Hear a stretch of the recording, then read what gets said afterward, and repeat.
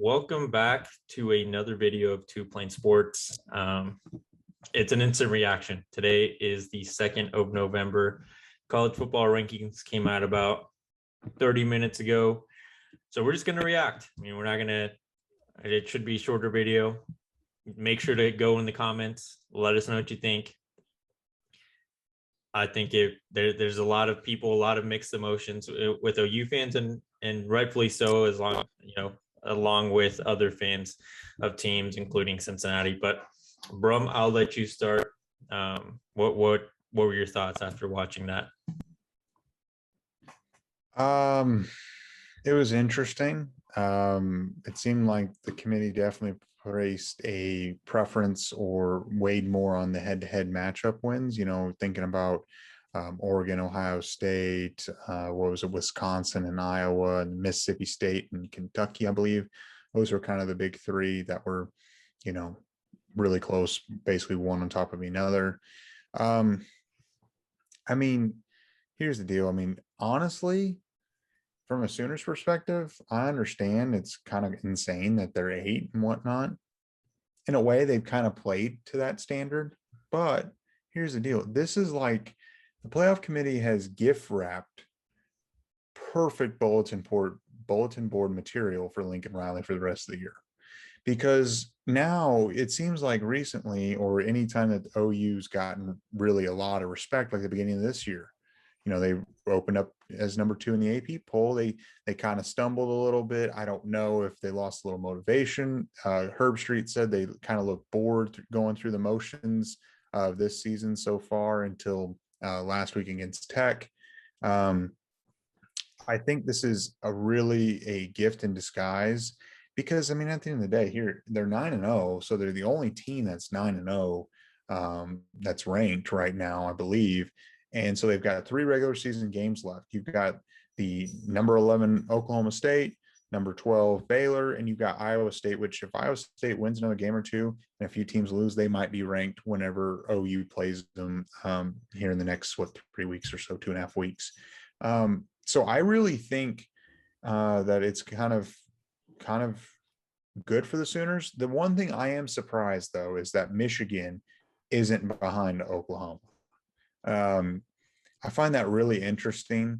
I know it's going to take care of itself because Michigan, that Big Ten is going to eat each other alive. I mean, they play Penn State at Penn State on Saturday, the 13th, and they could lose that game. And then, of course, they've got Ohio State, which, I mean, it's going to take care of itself. Michigan State, Ohio State, they're going to play each other. And then the winner of that's going to go play probably the Badgers in the Big Ten championship. So, that in that sense, there's really nothing to worry about with 3 Big Ten teams ahead of the Sooners. There's only going to be one potential Big Ten team that's going to go to the playoffs. That's going to take care of it. I mean, you've got Oregon, which I still think Oregon's going to lose another game. I don't know. So that's just my initial thought. What are you thinking? Well, I think it's complete crap that they put Oklahoma that low. Like, I understand we struggled at points. First it was the offense, then it was the defense more recently. But at the end of the day, we're undefeated. The teams that are ranked ahead of us that have losses, they're not good losses other than Ohio State. I'll give them that. They lost to the number 5 team, Oregon. Number 4 team, Oregon. So, all right, they have, that's like a good loss, I guess. But Alabama's got a 1 loss. They're 1 loss to A&M, who is not good. Oregon's got their 1 loss to Stanford, who is definitely not good.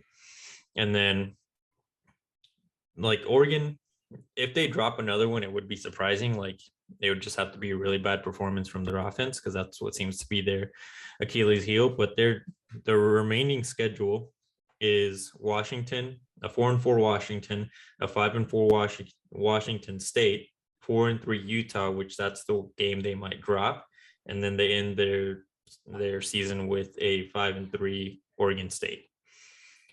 So if they lose another one, yeah, obviously it will help us a lot, but their schedule isn't very tough moving forward. So they could easily win out, and then all they got to do is win the Pac-12. And the committee today said your win over Ohio State means more than a team like Oklahoma or Cincinnati ending their season undefeated. The bright spot is, like you said, the Big Ten's going to settle itself, and only one team will survive that. But that one team it shows that they have preference over the Big Ten. And then worst case scenario for Oklahoma is Alabama beats Georgia and then the SEC championship, and then we're left out. Like, that's the thing that frustrates me. I get it, like, put a chip on their shoulder, like, grade them correctly, but at least look at the other games that the other teams have dropped. At the end of the day, a bad win is better than a loss, no matter if good or bad. And like I said, Alabama and Oregon's losses are not good. At least not good enough to put them so much higher than Oklahoma.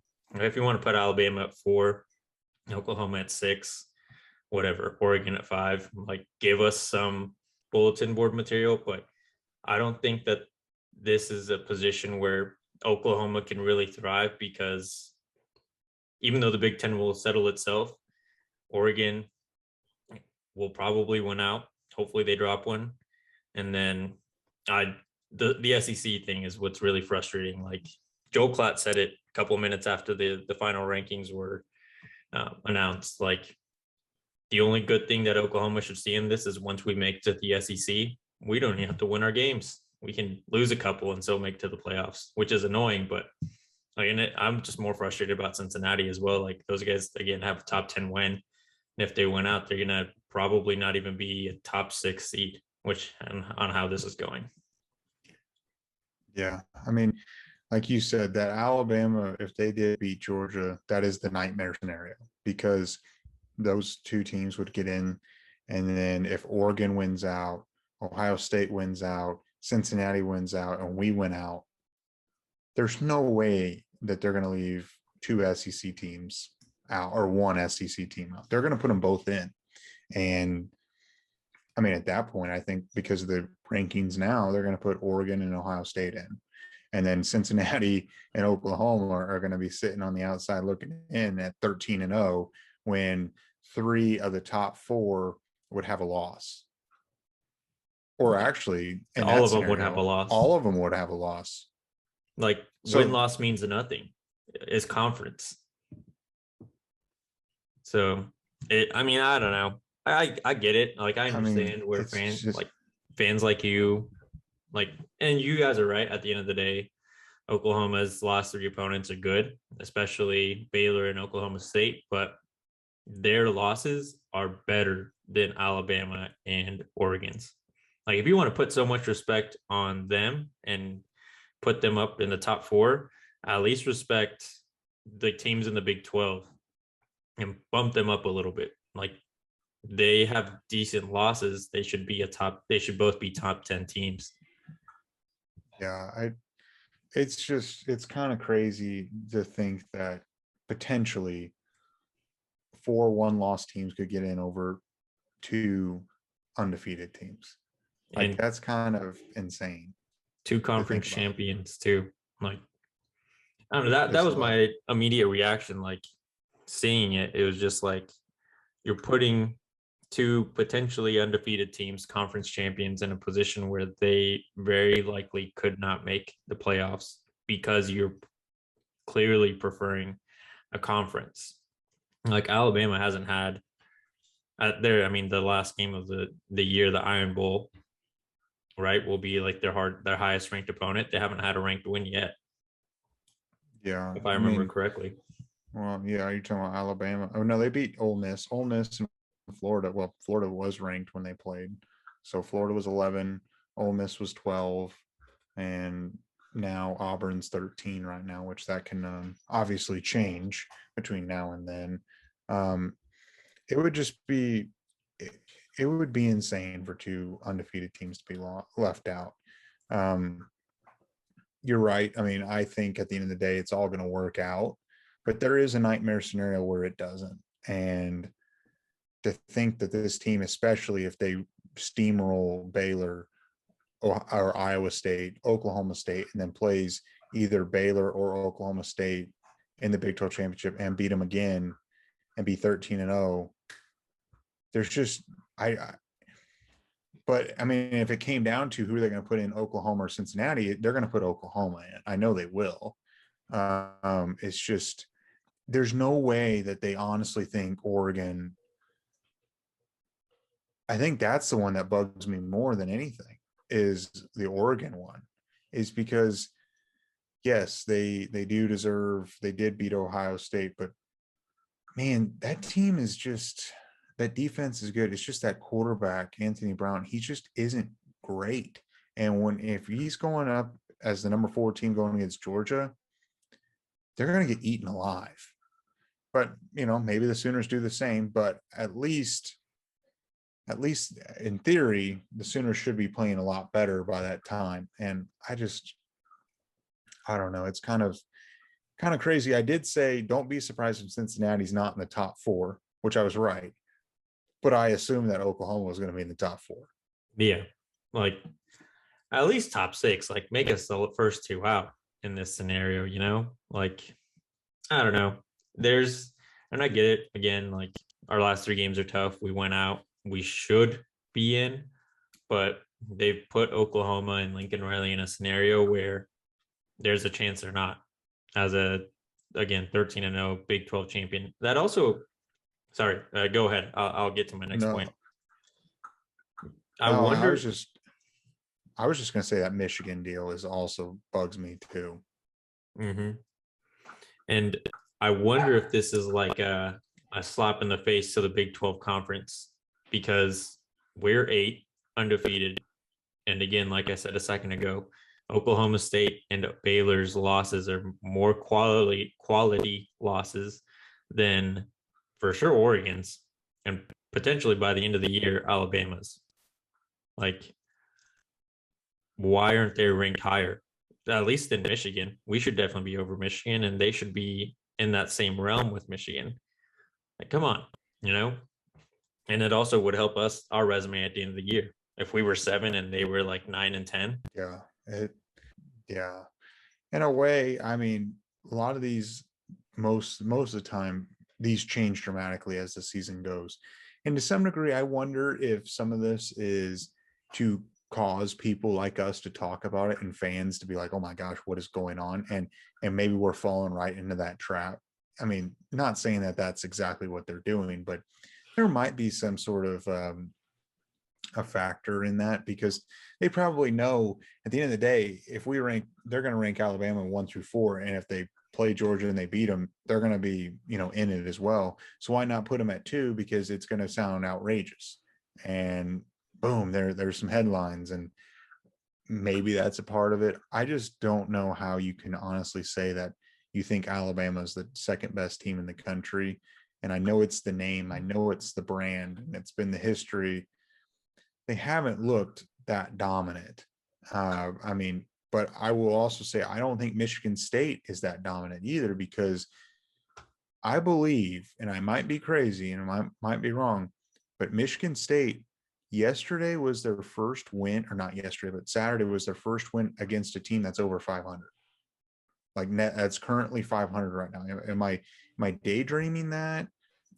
Because I mean, they played Indiana, they played Rutgers, Rutgers is 3-3. Western Kentucky is 1-3, or was 1-3. Nebraska was 2-3.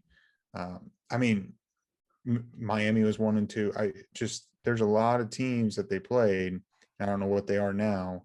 And I probably should have checked it before I stated it, but I mean, Northwestern's 3-5 right now.